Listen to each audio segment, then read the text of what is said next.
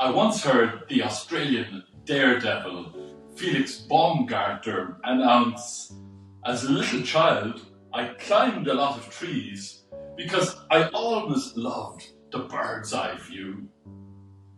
In an interview called Up Front in the Irish Independent, broadcaster and environmentalist Éanna Milovna described how as a child she was a tomboy and loved to climb trees and liked to go to the river and look for birds' nests.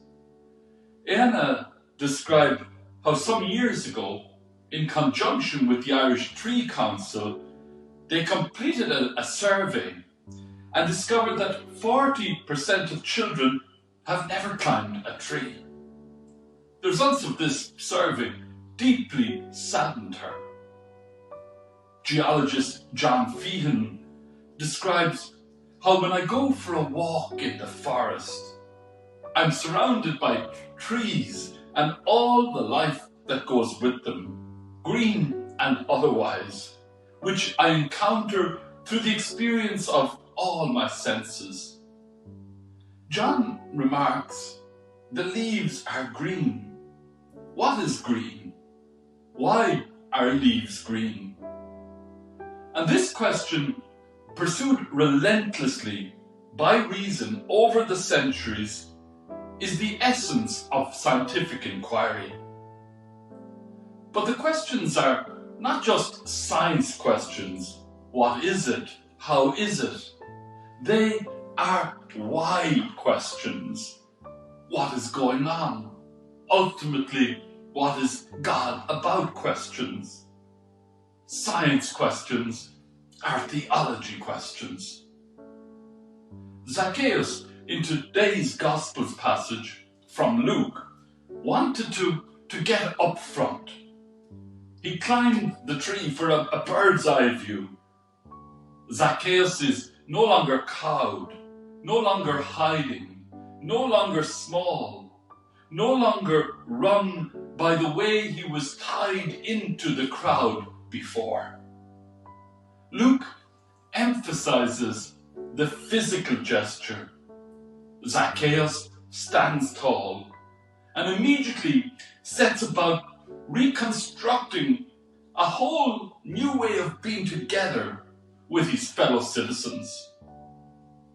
By signaling out Zacchaeus and inviting himself to that man's house, Jesus has already robbed Jericho of its scapegoat. The most radical aspect of Jesus was his penchant for sharing the table with all the wrong people, the sinner, the outcast, the excluded. In a culture where table practice was closely associated with personal holiness, this was bound to raise eyebrows, and it did. For Jesus, a shared table was the way salvation came to the sinner.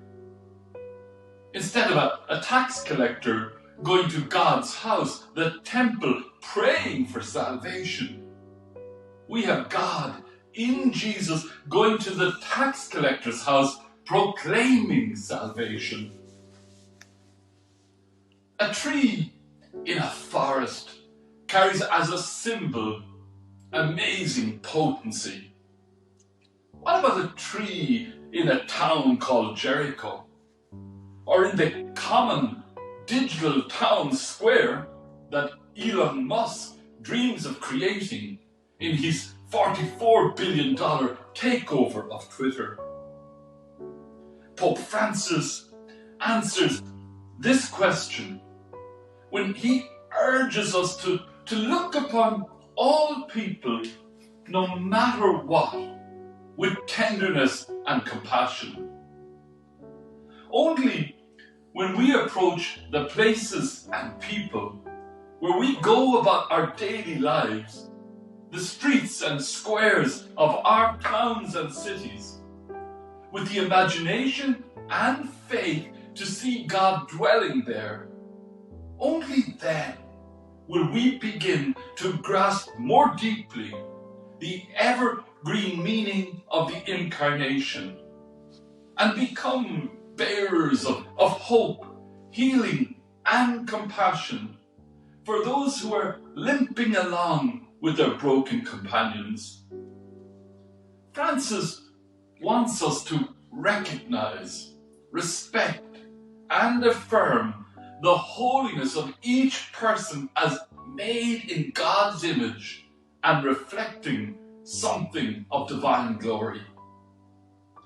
Francis is asking us for something profound, to look with infinite tenderness in all circumstances wherever we find ourselves, and especially in the midst of our cities and their slums, far from nature, with poor people in poor places with little to admire.